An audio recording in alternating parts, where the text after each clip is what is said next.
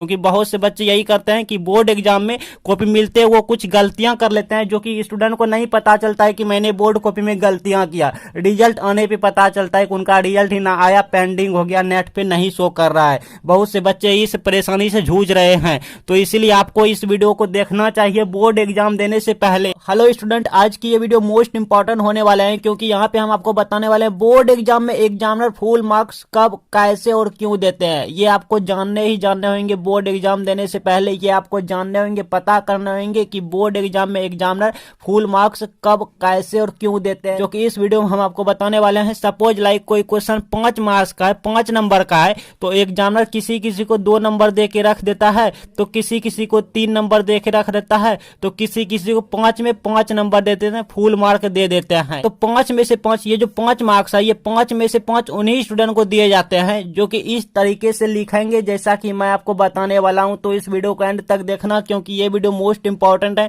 ये वीडियो आपको full marks दिलाएंगे, एक भी नंबर कट नहीं होने देंगे आपके बोर्ड एग्जाम में। और हाँ, एक बात पहले बता देता हूं, आपको हर विषय में 10 से 15 नंबर ज्यादा मिलेंगे, फ्री में मिलेंगे। 10 से 15 नंबर फ्री में मिलेंगे। अगर आपका 5 विषय है, 5 सब्जेक्ट है, तो समझो 50 नंबर आपको फ्री में मिल जाएंगे इस वीडियो को देखने के बाद।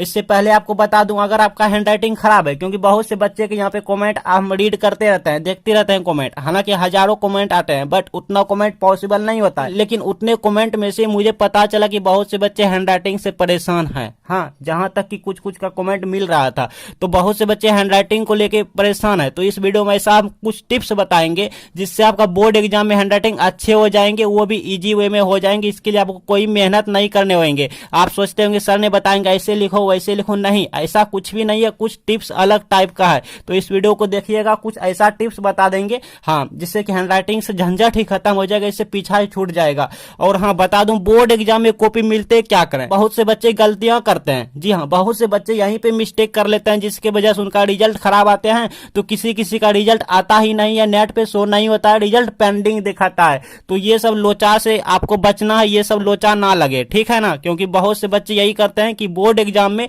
कॉपी मिलते वो कुछ गलतियां कर लेते हैं, जो कि स्टूडेंट को नहीं पता चलता है कि मैंने बोर्ड कॉपी में गलतियां किया। रिजल्ट आने पे पता चलता है कि उनका रिजल्ट ही ना आया, पेंडिंग हो गया, नेट पे नहीं शो कर रहा है। बहुत से बच्चे इस परेशानी से जूझ रहे हैं, तो इसीलिए आपको इस वीडियो को देखना चाहिए बोर्ड एग्जाम देने से पहले। बता दूं, कोई भी प्रश्न आधा याद है तो क्या करें, क्योंकि बहुत से बच्चे इसी को लेके परेशान रहते हैं। दिखा दूं मैं आपको, क्वेश्चन पेपर दिखाऊं, लाइक आप खुद देखिए एक बार। यहाँ पे बहुत से क्वेश्चन है, लाइक यहाँ पे बहुत से क्वेश्चन आप देख पा रहे हैं। अब इनमें से कोई क्वेश्चन आधा याद है तो कैसे हम फुल मार्क लेंगे, कैसे हम यहाँ पे पूरा का पूरा नंबर लेंगे, तो ये भी बताऊंगा इसी वीडियो में। और अगर कोई प्रश्न बिल्कुल भी याद ना है, कोई प्रश्न कुछ भी याद नहीं है यार, बिल्कुल याद नहीं है, तो 2 नंबर या 5 नंबर या 3 नंबर कैसे लेंगे, हाँ, ये भी बताऊंगा इसी वीडियो में, बने रहना। क्या ज्यादा पेज लिखने से ज्यादा मार्क्स, ज्यादा नंबर मिलते हैं क्या? बहुत से बच्चे इसको लेके परेशान हैं, सोचते रहते हैं। और मैं बता दूं, एग्जामिनर यहाँ पे लाखों कॉपियों का चेक करते हैं, जी हाँ, और एक एक कॉपी का उन्हें पैसा दिए जाते हैं। आई रिपीट, एग्जामिनर जो होते हैं वो लाखों कॉपियों का चेक करते हैं और एक एक कॉपी का उन्हें पैसा दिए जाते हैं। और सभी लोग सोचते हैं कि मैं ज्यादा से ज्यादा कॉपी चेक करूं ताकि हमें ज्यादा से ज्यादा पैसा मिले। तो आज मैं बताऊंगा इन लाखों कॉपियों में से आपका कॉपी कैसे एग्जामिनर चेक करता है। तो इसी वीडियो में आपको सब कुछ बताने वाला हूं, आप बने रहे वीडियो पे अंत तक। तो सबसे पहले बोर्ड एग्जाम कॉपी मिलने के बाद आपको रोल कोड फिल करना है। और हाँ, एक बात बता दूं, अगर आप बिहार बोर्ड से हैं तो हो सकता है आप में ये सब छपे रहेंगे आपके कॉपी में, ठीक है, ये सब छपे रहेंगे। लेकिन अगर आप अदर बोर्ड से हैं तो यहाँ पे आपको बता दूं, रोल कोड आपको सबसे पहले फिल करना है, फिर रोल नंबर यहाँ पे फिल करना है, भरना है, ठीक है। अगर आप रोल नंबर में एक भी नंबर गलती करते हो तो आपका कॉपी दूसरे की हो जाएगी, समझ रहे हैं ना। ये बात का इसलिए ध्यान रखना। तो आपको एडमिट कार्ड जो होंगे, वहां पे प्रवेश पत्र जो रहेंगे, वो सभी के एग्जाम में अलाउड रहते हैं, तो उन्हीं से आप देख देख के यहाँ पे सब कुछ भरेंगे, सब्जेक्ट भरेंगे, सब्जेक्ट कोड, विषय जो कोड होते हैं उनको यहाँ पे, ठीक है, एडमिट कार्ड में लिखे रहेंगे, जो कि और सिग्नेचर भी करने होते हैं। तो ये सबको एकदम अच्छे से भरना है, ठीक है। बच्चे इन्हीं में मिस्टेक कर जाते हैं, आपको एक भी मिस्टेक नहीं करना है, ध्यान देना है और री चेकिंग भी करना है। कॉपी लिखने के बाद भी एक बार चेक कर लेना है, मिला लेना है सब कुछ हम सही सही से भरे हैं ना।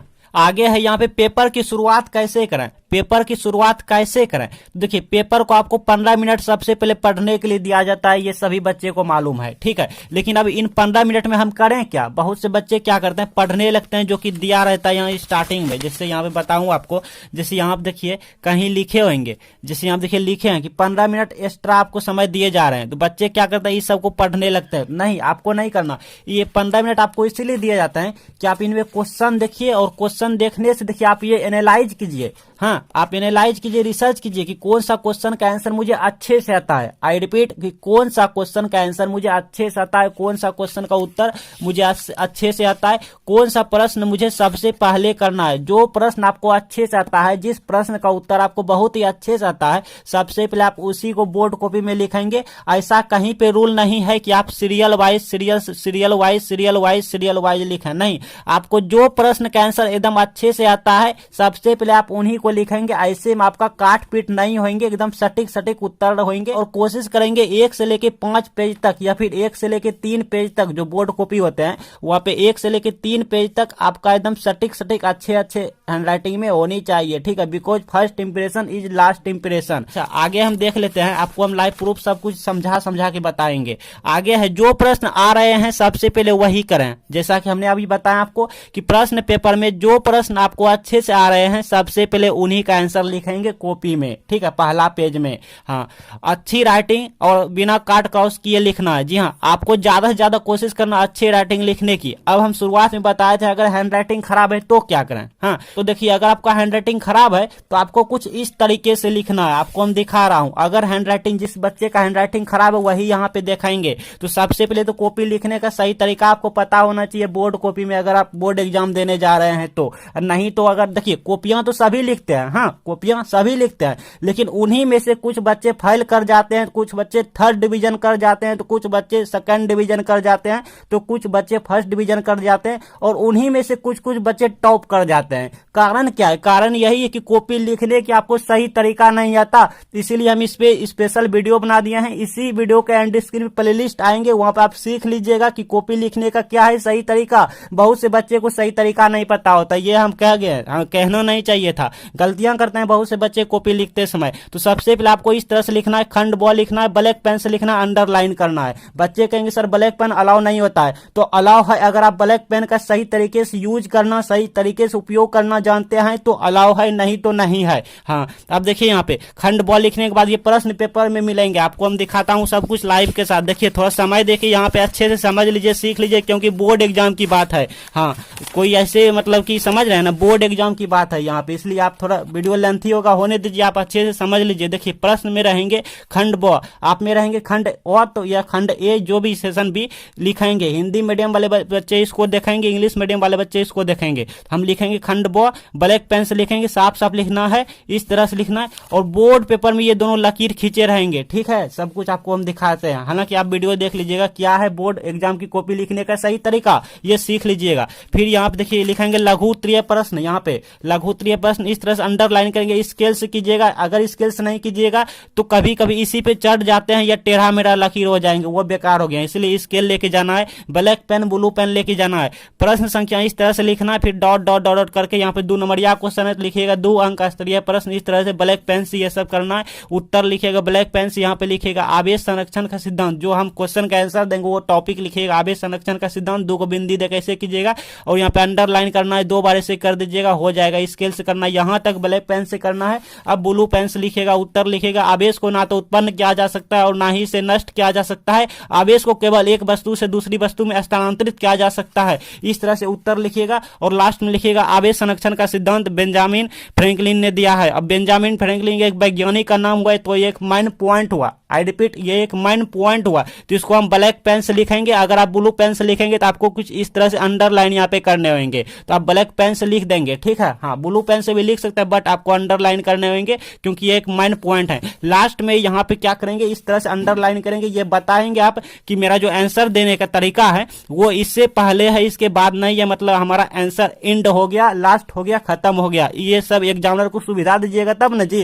तो एग्जामिनर को सुविधा देना होता है कि सर मैंने 2 नंबरिया क्वेश्चन का आंसर दिया है, प्रश्न संख्या इतना का आंसर दिया है, सर मुझे 2 नंबर चाहिए, इसलिए यहाँ पे हम लिख दिए हैं 2 नंबरिया क्वेश्चन, मतलब हमको 2 नंबर लेना है, इसके लिए मैंने यहाँ पे सटीक साफ साफ लिखे हैं, कहेंगे सर मेरा हैंड राइटिंग अच्छा नहीं होता, तो हम क्या करें? तो देखिए मेरा हैंड राइटिंग ये हम लिखे हैं, बताओ अच्छा है क्या? नहीं है, लेकिन हमने यहाँ पे क्या किया, इसको अच्छा कर दिया। कैसे किया? ट्रिक लगाएं। ट्रिक क्या है? ट्रिक देखिए, आवेश और को के बीच देखिए कितना जगह खाली है, एक पेंसिल का खाली है। फिर को और ना के बीच एक पेंसिल का खाली है। फिर ना और तो के बीच एक पेंसिल यहाँ पे देखिए खाली है। इतना गैप है, इतना गैप है, इतना गैप है। तो इसी तरह से आप गैप खाली खाली छोड़ छोड़ के लिखाएंगे तो आपका देखने में अच्छा हैंड राइटिंग लगेगा। एक बात और बता दूं, चाहे वीडियो लंबी हो जाए तो हो जाए, लेकिन आज हम बता देते हैं थोड़ा सा कि अगर आपका आंसर ज्यादा लिखा है, कहीं पे कोई वर्ड मिस्टेक हो गया तो आपको उसको कट नहीं करना है, छोड़ देना। वैसे एग्जामिनर नहीं पकड़ पाएंगे, क्योंकि वो ज्यादा शब्दों के बीच में है, भीड़ में है, भीड़ में उतना नहीं दिखे जाते हैं कौन कैसा है। ठीक है, अगर मेला में जाते हैं तो कौन व्यक्ति कैसा है, अपना आदमी भी रहता है, दोस्त महिम भी रहता है, तो उसको भी नहीं पहचान पाते हैं, नहीं खोज पाते हैं। तो उसी तरह से एग्जामिनर भी नहीं खोज पाएंगे कि आपका वर्ड कहाँ पे मिस्टेक हुआ है। वो शुरुआती के 3-4 लाइन पढ़ते हैं, उसके बाद नहीं पढ़ते हैं। ठीक है, तो अगर आपका स्टार्टिंग में कहीं मिस्टेक हुआ है तो आपको कुछ इस तरह से कट करना है, ज्यादा इस तरह से ओवर राइटिंग गिजमिज नहीं करना है। हम इसीलिए बोले कि भीड़ में अगर कोई वर्ड रहे उसको कट नहीं करना है। इसलिए बोले कि अगर आप मान लीजिए ये भीड़ में शब्द है, जैसे मान लीजिए बहुत सारा हम लिखे हैं, ये भीड़ में, अगर इसको हम कट कर देते हैं एक के बाद, तो एग्जामिनर को इसी पे फोकस पड़ेंगे, इसी पे नजर पड़ेंगे, वो समझ जाएंगे बच्चे ने कट क्रॉस किए हैं। ठीक है, तो अगर स्टार्टिंग में रहेंगे तो एक बार इस तरह से कट करना है। हाँ, अगर भीड़ में रहेंगे तो नहीं करना है कट, छोड़ देना है, ऐसे ही एग्जामिनर उतना पकड़ नहीं पाएंगे। चलिए बहुत बात कर लिया। अच्छा, आगे है, जो प्रश्न करें उसका प्रश्न संख्या डालें। जी हाँ, जैसे मान लीजिए जो प्रश्न करें उसका प्रश्न संख्या डालें। कॉपी लिखने का सही तरीका आप वीडियो देख लीजिएगा, ठीक है, सीख लीजिएगा प्लेलिस्ट पे जाके। जैसे हमने ये प्रश्न किया तो लिखा प्रश्न संख्या 1। अगर आपको प्रश्न संख्या 1 नहीं आता तो आप लिखेंगे प्रश्न संख्या 3, प्रश्न संख्या 4, जो भी आपको आता है इस तरह प्रश्न संख्या डालेंगे। बहुत से बच्चे ये गलती करते हैं, उत्तर लिख देते हैं लेकिन प्रश्न संख्या सही तरीके से नहीं लिखते हैं। एग्जामिनर को पता नहीं चल पाता है कि कौन सा प्रश्न संख्या का उत्तर है, इसलिए वो एग्जामिनर उनको मार्क बिठाने में नहीं बनता है, नंबर देने में नहीं बनता है। तो ये सब गलतियां आप सावधानियां बरतेंगे, तब कोई भी लोचा नहीं लगेंगे, इंटरनेट पे नेट शो करेंगे, रिजल्ट आपका मार्कशीट दिखाएंगे। आगे है, सभी प्रश्नों का उत्तर जरूर लिखें।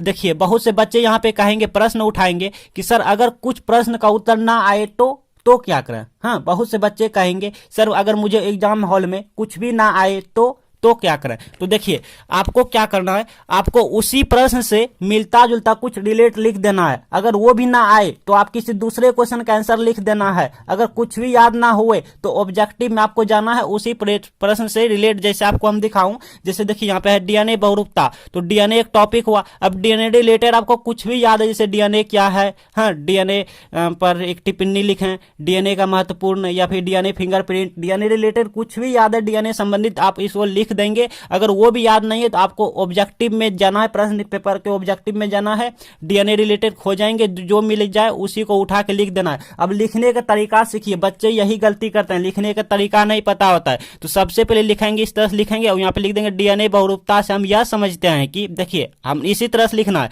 डायरेक्ट उठा के दूसरे प्रश्न का आंसर नहीं लिखना है, उसको बीच में लिखना है। तो सबसे पहले लिखेंगे डीएनए बहुरूपता टॉपिक, फिर लिखेंगे डीएनए बहुरूपता से हम यह समझते हैं कि, या फिर उसे कहते हैं कि, फिर की के बाद जो आपको यहाँ पे लिखना है वो लिख देंगे और लास्ट में लिखेंगे तो इसे ही डीएनए बहुरूपता कहते हैं। तो ये होता है लिखने का सही तरीका, ठीक है। जिसको नहीं भी आता है कुछ वो भी इस तरह से लिख लेंगे, डायरेक्ट नहीं लिखना ऊपर में, नहीं बीच में लिखना होता है। तो ये होता है लिखने का सही तरीका। अच्छा, अब देखिए ज्यादा पेज लिखने से ज्यादा नंबर मिलते हैं क्या, बहुत से बच्चे इसको लेके परेशान है। तो देखिए मैं आपको बताऊं कि अगर मान लो कोई प्रश्न 2 नंबर का है या 2 नंबरिया है या 5 नंबर का है, मतलब 5 मार्क्स का है, अगर आप उसको 2 पेज, अगर कोई प्रश्न 2 नंबर का है, अगर आप उसको 2 पेज लिख देते हैं, 3 पेज लिख देते हैं, देखिए एग्जामिनर आपको नंबर उतना ही देंगे जितना नंबर का है। मान लीजिए 2 नंबर का है तो 2 नंबर देंगे, लेकिन अगर आप ज्यादा लिखेंगे तो आपका लॉस क्या हुआ, आपका टाइम ज्यादा लेंगे, और टाइम ज्यादा लेंगे, पता चला कि बहुत सारा क्वेश्चन बच गया, एग्जाम, हाँ समझ रहे हैं, एग्जाम ओवर हो गया, एग्जाम हॉल से आपको निकाल दिया जाएगा, क्योंकि वहाँ पे एग्जाम का टाइम हो गए होंगे, पूर्ण गए होंगे, और आप घर आके ढिंडोरा पीटेंगे, छाते पीटते रहेंगे, समझ रहे हैं, छाते पीटते रहेंगे कि यार मुझे टाइम ही नहीं मिला, मुझे तो टाइम ही कम पड़ गया। बहुत से बच्चे को मैंने भी देखा है, यही सब कहते रहता है कि मेरा क्वेश्चन बहुत छूट गया, हम जानते, झूठ बोलेगा कि हम ये क्वेश्चन जानते थे लेकिन मेरा टाइम ही नहीं बचा, मुझे टाइम ही नहीं बचा, मेरा क्वेश्चन छूट गया, टाइम रहते छूट गया, यार थोड़ा सा और टाइम मिल जाता तो ये क्वेश्चन हम कर लेते हैं, जबकि वो झूठ बोलते रहता है। तो यही सब बात है। अगर मान लीजिए आपको हम बताऊं तब आप कहेंगे सर कितने लिखें। तब देखिए अगर कोई प्रश्न 2 नंबर का है तो 2 नंबर का है तो वहां पे आपको 20 से 30 वर्ड लिखना है। आई रिपीट, अगर कोई प्रश्न 2 अंक का है तो 20 से 30 आपको वर्ड में कंप्लीट करना है। अगर कोई प्रश्न 3 का है तो 30 से 40 वर्ड तक में आप कंप्लीट कर सकते हैं। अगर हम यहाँ पे आपको थोड़ा अच्छे से बताऊं, अगर कोई क्वेश्चन 2 अंक का है, 2 अंक का है तो आपको कितना लिखना है भाई, 20 से 30 वर्ड लिखना है, 20 से 30 शब्द में आंसर देना है। ठीक है। अगर कोई प्रश्न 3 अंक का है, 3 नंबर का है, 3 मार्क्स का है तो आपको 50 वर्ड में कंप्लीट कर देना है। अगर कोई क्वेश्चन 5 नंबरिया है, 5 अंक का है तो आपको यहाँ पे 80 से 120 वर्ड तक में कंप्लीट कर देना है। आगे है प्रश्न हल करने के बाद थोड़ा गैप थोड़ा खाली जरूर छोड़ा, नहीं समझे। जैसे देखिए मान लिया हमने इस प्रश्न का उत्तर दिया, तो अब जो दूसरा देखिए 12 नंबर का दिया उत्तर, प्रश्न संख्या 12 का दिया उत्तर, अब हम 13 का देंगे। तो 13 का जो देंगे यहाँ पे एंड किए, ये 2-3 लाइन मतलब थोड़ा सा गैप जरूर खाली छोड़ना है, तब दूसरे प्रश्न का आंसर यहाँ से लिखना है। क्लियर। आगे है कॉपी में पैसा या इमोशनल बातें तो क्या एग्जामिनर नंबर देंगे। देखिए बच्चे पूछ रहे हैं। हाँ देखिए मैं कहूं तो पैसे से एग्जामिनर नंबर नहीं देते हैं और इमोशनल बातें से भी नंबर नहीं देते हैं, क्योंकि बहुत से बच्चे कहते हैं सर मैं गरीब घर, समझ रहे, इमोशनल बातें लिख देते हैं कि मेरे पापा नहीं है, मुझे पैसे में दिक्कत हो रहे हैं, ऐसे वैसे। देखिए आपके एग्जामिनर दिल के दर्द को नहीं समझेंगे। जी हाँ, वो नहीं समझेंगे। तो आप कहेंगे तो क्या करें सर, हम मजबूरी में आके पैसे या तो इमोशनल बातें लिख देते हैं। हाँ तो क्या करें, अगर हमको कुछ भी ना आए और इमोशनल बातें भी ना लिखें तो क्या करें सर, आप ही बताइए। आप हमसे पूछेंगे तो मैं देखिए कहूंगा आपको कि देखिए एग्जामिनर खुद चाहता है कि बच्चे ने कुछ ना कुछ लिखा रहे उसी क्वेश्चन से रिलेट, समझ रहे हैं ना। आई रिपीट, एग्जामिनर भैया, टीचर जो होता है वो खुद चाहता है कि बच्चे ने कुछ ना कुछ क्वेश्चन से मिलता जुलता कुछ ना कुछ लिखा रहे कॉपी में, जिससे कि मुझे नंबर देने में बने। हाँ एग्जामिनर खुद चाहता है कि मैं नंबर दूं बच्चे को, लेकिन अगर आप खाली पेज छोड़ेंगे, सफेद पेज छोड़ेंगे तो एग्जामिनर आपको नंबर देंगे, बताओ, नहीं देंगे। तो एग्जामिनर चाहता है कि बच्चे ने कुछ ना कुछ खाली पेज में लिखा रहना चाहिए, जिससे कि मुझे गलती सलती ही लिखा रहना चाहिए, लेकिन क्वेश्चन से रिलेटेड लिखा रहना चाहिए। ऐसा नहीं कि ये दुखदायी कहानी, इमोशनल बातें ऐसे वैसे ये सब लिखा नहीं रहना चाहिए। ठीक है, तो एग्जामिनर नंबर दे देंगे आपको। हाँ क्वेश्चन से रिलेटेड क्या लिखना है वो हम बता दिए इसी वीडियो में, इससे पहले बता दिए आपको। ठीक है, अच्छा तो समझ गए आप। आगे हम बता दूं आपको कि बचे समय का आप कैसे लाभ उठाएंगे, बचे समय में एग्जाम की तैयारी आप कैसे करेंगे। तो इसके लिए आपको 100% स्टडी पे फोकस करना है। ठीक है, सोशल मीडिया ये सब पे आपको 1 घंटा कम से कम जाना है ध्यान को मनोरंजन करने के लिए, क्योंकि देखिए दिमाग भी थकता है। इसलिए मैं कहता हूं कि हर एक घंटे में 10 से 15 मिनट रेस्ट लेना चाहिए आपको। हाँ सभी सब्जेक्ट को पढ़ना चाहिए, इंपॉर्टेंट क्वेश्चन को पढ़ना चाहिए। Question bank and model paper के पीछा बिल्कुल ना छोड़ना, धरे रखें इसके पीछा। ठीक है, इसके पीछा एकदम धरना है, एकदम छोड़ना नहीं है, धरे रखिए एग्जाम तक। रिविजन करना है, जो भी पढ़ेंगे रिविजन करना है। सुबह पढ़ना है आपको 4 बजे डेली, और सोने की बात करूं तो 11 बजे तक में सो जाना है, तभी आप सुबह जग पाएंगे 4 बजे। माइंड पॉइंट और माइंड टॉपिक याद रखना है। ठीक है, माइंड पॉइंट क्या होते हैं वो सब याद रखना है, माइंड टॉपिक जो होते हैं जो कि क्वेश्चन का टॉपिक होते हैं वो सब याद रखना है। और अगर आप चाहते हैं, देखिए बहुत सारे बच्चे सब्सक्राइब किए हैं इस चैनल को, क्योंकि वो चाहता है वायरल क्वेश्चन लेने के लिए, और मिलते भी हैं उनको। हर एक साल हम देते हैं वायरल क्वेश्चन यहाँ पे, ठीक है, वीडियो के थ्रू। तो अगर आपको भी चाहिए वायरल क्वेश्चन तो इसके लिए आपको सब्सक्राइब करके ऑल नोटिफिकेशन करने होंगे। जी हाँ, इसी चैनल पे आपको मिल जाएंगे, आप सब्सक्राइब कीजिए, एग्जाम के टाइम आपको वायरल क्वेश्चन मिल जाएंगे।